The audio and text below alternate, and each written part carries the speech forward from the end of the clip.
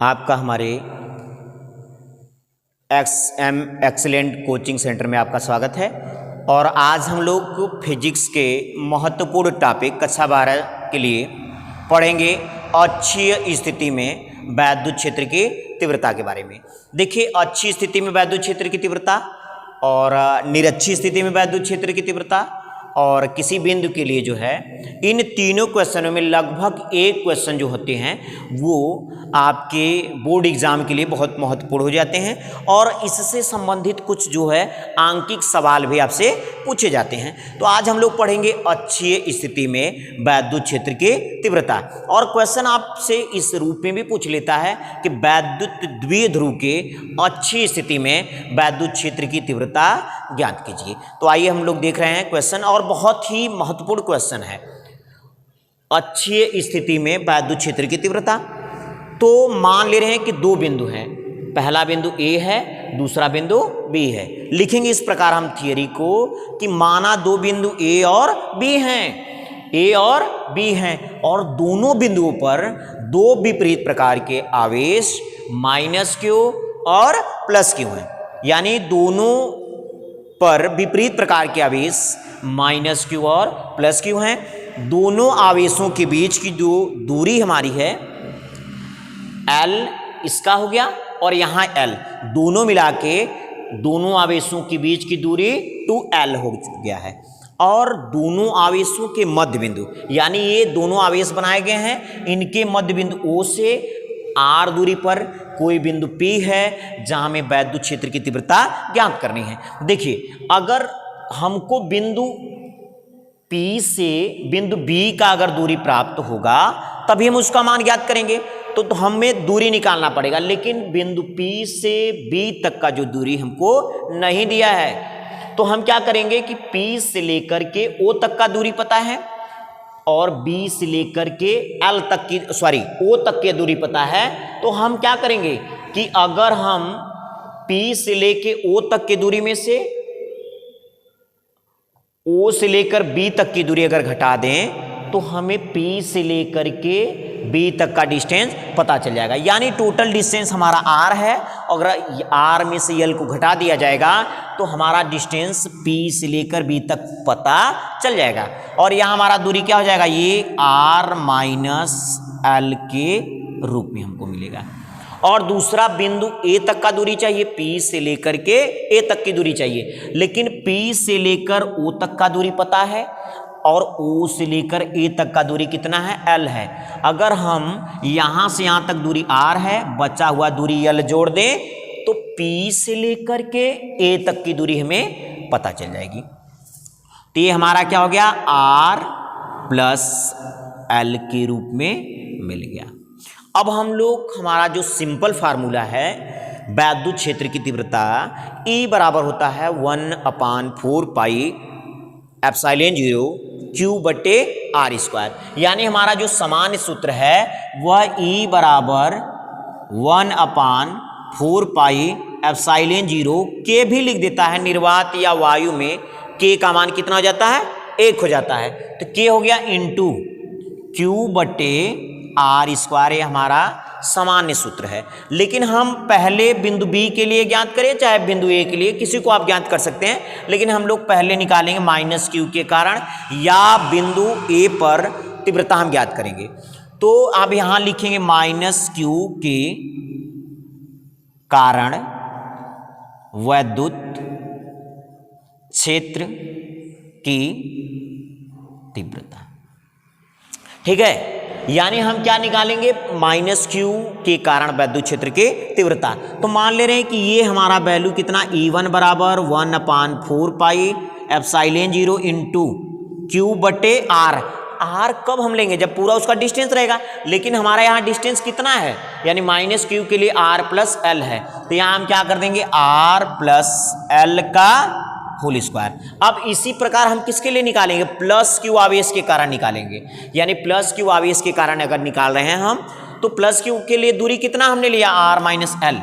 तो यहां आप मान ले रहे हैं कि प्लस Q आवेश के कारण वैद्युत क्षेत्र की तीव्रता।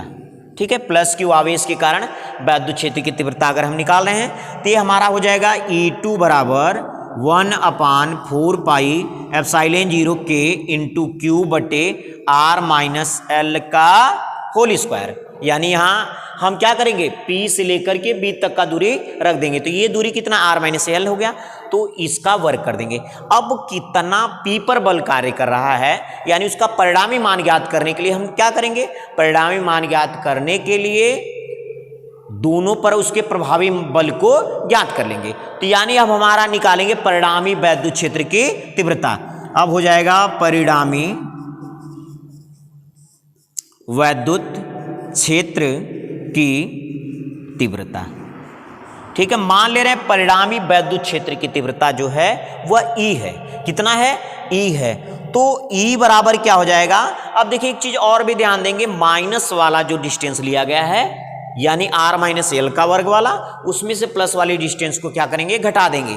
कभी कभी क्या हो जाएगा कि E1 इसको माइनस वाले को हम इस यहाँ मान लें, यहाँ वाले को वहाँ, तो कंफ्यूज मत होइएगा, क्योंकि जो माइनस वाला दूरी है उसी में से प्लस वाली दूरी को घटा देंगे। तो ये हमारा परिणामी वैद्युत क्षेत्र की तीव्रता E2 माइनस क्या हो जाएगा, E1 हो जाएगा, E2 माइनस E1।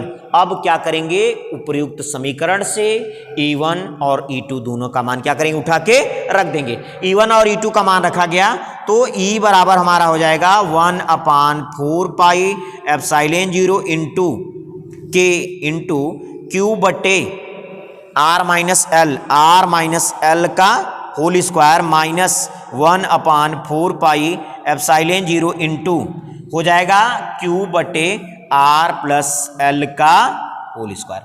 अब देखिए E1 E2 का हमने मान रख दिया। अब हम क्या करेंगे कि देखिए जो दोनों में कॉमन हमको दिखेगा उसको बाहर कर लेंगे। तो हमें क्या दिख रहा है, यहाँ भी 1/4 पाई एप्सिलॉन 0 के क्यू है और इस वाले में भी 1/4 पाई एप्सिलॉन 0 के और क्यू का मान है। तो दोनों क्या करेंगे, कॉमन कर लेंगे। तो अगर यहाँ हम कॉमन कर रहे हैं तो यहाँ हमारा वैल्यू कितना हो जाएगा, यानी E बराबर हो जाएगा 1/4 pi epsilon 0 into Q bracket में हो जाएगा कितना 1/R माइनस एल का होल स्क्वायर और माइनस हो जाएगा कितना 1/R प्लस एल का होल स्क्वायर। अब इसका क्या करेंगे हम लोग, क्रॉस गुणा करेंगे, यानी नीचे वाले भाग का लस और इसका क्रॉस गुणा एक तरह से हो जाएगा इसका। तो अब यहाँ अगर हम क्रॉस गुणा कर रहे हैं तो यहाँ देख लीजिए क्रॉस गुणन में क्या हो जाएगा हमारा, E बराबर हो जाएगा, समझ रहे कि नहीं, E बराबर कितना हो जाएगा हमारा, E बराबर 1/4 पाई एप्सिलॉन 0 इंटू के इंटू क्यू ब्रैकेट में हमारा हो जाएगा कितना, यानी यहाँ हो जाएगा R प्लस एल का whole square minus R minus l का होल स्क्वायर। ठीक है, अब क्या करेंगे, बटे में टोटल है ये देखिए A माइनस बी और A प्लस बी, यानी R माइनस एल एक ब्रैकेट में, दूसरे में R प्लस एल हो जाएगा, यानी A minus B A plus B तो बराबर हो जाता है A square minus B square, तो यहाँ हो जाएगा R square minus l square. अगर इसका वर्ग कर दे रहे हैं तो इसका भी हमको वर्ग करना पड़ेगा, यानी यह टोटल की जगह हम R square minus l square का होल स्क्वायर रख सकते हैं। समझ में आया। तो अब यहाँ देखेंगे R square minus l square का होल स्क्वायर। अब क्या करेंगे, इस दोनों का वर्ग करेंगे। क्या करेंगे, वर्ग करेंगे, वर्ग करके फिर इसको सॉल्व करेंगे। तो अगर हम यहाँ वर्क कर रहे हैं तो E बराबर हो जाएगा 1/4 पाई एप्सिलॉन 0 के इंटू क्यू ब्रैकेट में हमारा हो जाएगा क्या है R square plus L square plus 2RL और माइनस इसका वर्क करेंगे R square plus L square minus 2RL बटे में हो जाएगा हमारा R square minus l square का होल स्क्वायर। अब देखिए अगर हम ब्रैकेट को कोष्टक को हटाएंगे तो ये वाला टर्म R माइनस हो जाएगा, एल स्क्वायर भी माइनस हो जाएगा, लेकिन ये माइनस माइनस मिलकर के 2RL क्या हो जाएगा, प्लस हो जाएगा। और 2RL यहाँ नहीं है, यह इससे कैंसिल, यह इससे कैंसिल, यानी R वाला R टर्म से, एल वाला एल से, और माइनस माइनस गुणा हो जाएगा, प्लस में हो जाएगा। तो 2RL मिलकर के 4RL हमारा हो जाएगा। E बराबर 1/4 4 पाई एप्सिलॉन 0 के इंटू क्यू, और यहाँ हो जाएगा 4 आर एल बटे R square minus l square का होल स्क्वायर।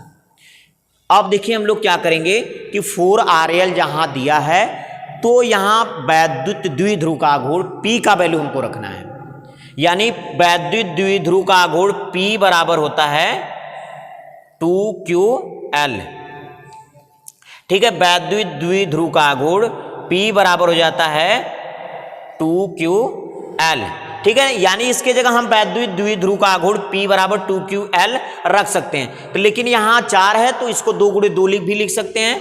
तो यहाँ हमारा हो जाएगा E बराबर 1/4 पाई एप्सिलॉन 0 इंटू के इंटू, अब देखिए 2 इसका Q और L एक साथ लिख लेंगे 2QL, और यहाँ 2R बच गया, इंटू में हो जाएगा 2R बटे क्या हो जाएगा R square minus l square का होल स्क्वायर।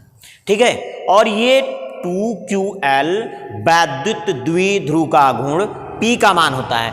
तो यहाँ हम कोष्टक में दिखा देंगे कि P बराबर जो हो जाएगा 2QL, और ये है R। दूसरी चीज़ें क्या है कि जो R का मान है, यहाँ फिगर में देखिए R का मान जो है L की तुलना में बहुत ज़्यादा बड़ा है। तो यानी कि R जो है बहुत ज़्यादा बड़ा है किसकी अपेक्षा, L की अपेक्षा।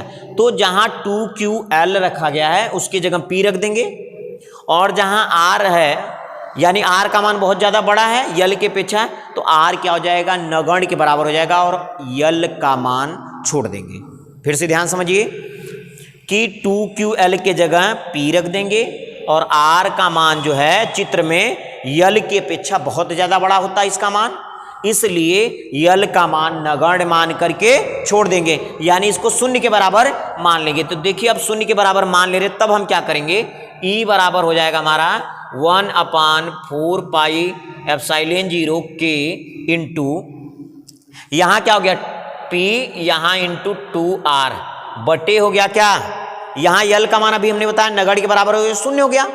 जब शून्य हो गया तो R का वर्ग और इसका वर्ग हो जाएगा, तो R के खाते कितना हो जाएगा 4 हो जाएगा, यानी R के खाते कितना हो गया, फिर से समझ लीजिए यहाँ, यानी 2QL यह वैद्युत द्विध्रुव का आघूर्ण P का मान होता है। तो P बराबर 2QL, तो इसके जगह P रख दिए, और यहाँ जो है R जो है उसका मान L की अपेक्षा बहुत ज़्यादा बड़ा है, तो L को नगण्य मान करके शून्य के बराबर मान लेंगे, और यहाँ रख देंगे तो ये कैंसिल हो जाएगा। तो R का वर्ग जब इसका वर्ग होगा तो R के खाते कितना हो जाएगा 4 हो जाएगा, तो यह हमने लिख दिया। अब देखिए यहाँ R है और यहाँ 4R है, यानी R के खाते 4 है, तो ये एक R इस R से कैंसिल हो जाएगा।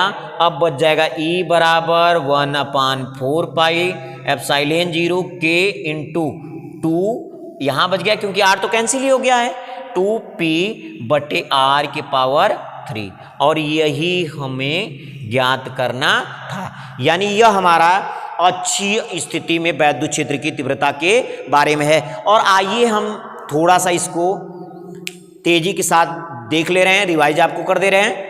देखिए लिखेंगे कैसे इसको, माना दो बिंदु A और B हैं जिन पर दो विपरीत प्रकार के आवेश -Q और +Q हैं। दोनों आवेशों का मध्य बिंदु O है तथा दोनों आवेशों के बीच की दूरी कितनी L मिलाकर के 2L है, और इसके मध्य बिंदु O से R दूरी पर कोई बिंदु P है जहां हमें विद्युत क्षेत्र की तीव्रता ज्ञात करनी है, और P से लेकर B तक का दूरी ज्ञात कर लेंगे और P से लेकर के A तक की दूरी ज्ञात कर लेंगे। और जनरली हमारा विद्युत क्षेत्र की तीव्रता E बराबर होता है 1/4 पाई एप्सिलॉन 0 Q बटे R स्क्वायर।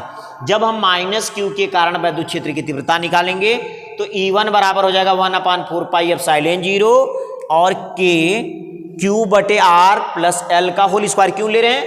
क्योंकि यहाँ का डिस्टेंस जो है R प्लस L ही है, तो इसलिए हमने यहाँ R प्लस L रख दिया। इसी प्रकार माइनस जो है प्लस Q के कारण निकालेंगे तो यहाँ डिस्टेंस क्या हो जाएगा, E2 बराबर 1/4 पाई एप्सिलॉन 0 K Q बटे R माइनस L का होल स्क्वायर। अब परिणामी विद्युत क्षेत्र की तीव्रता निकालेंगे तो E बराबर हो जाएगा E2 माइनस E1, और समीकरण से E1 E2 का मान उठा के रख देंगे जो इसमें रखा गया है, और दो कॉमन है यानी 1/4 पाई एप्सिलॉन 0 K क्यू दोनों में है, इसलिए इसको कॉमन कर लिया गया, शेष जो बचा हुआ है उसको लिखा गया है। अब क्या हुआ, इसका क्रॉस गुणा इसके साथ, इसका क्रॉस गुणा इसके साथ, एलसीएम लेंगे तो क्रॉस गुणा हो गया, क्रॉस गुणा हमने किया, इसका फिर वर्ग कर दिया है और इस कोष्टक को जब खोला गया है तो माइनस वाला टर्म प्लस में चला गया है, प्लस वाला माइनस में चला गया। इस प्रकार क्या है, माइनस वाली यल आर भी कैंसिल हो जाएगा, यल भी कैंसिल हो जाएगा, 2rl और यहाँ से 2rl मिल करके 4rl हो गया। और ये अब इसके बाद क्या हो गया, 4rl जो हो गया Q हो गया। अब इसको 2QL के रूप में लिखना है, यानी कि यहाँ का 2QL एक साथ और यहाँ अभी 2 जो बचा था और यहाँ से ये R 2R लिख दिया क्या, और वैद्युत द्विध्रुव का गुण P बराबर होता है 2QL और चित्र में R का मान जो है बहुत ज्यादा बड़ा है यल के तुलना में, तो यल क्या है, नगण्य के बराबर हो गया, यानी अर्थात शून्य के बराबर हो गया।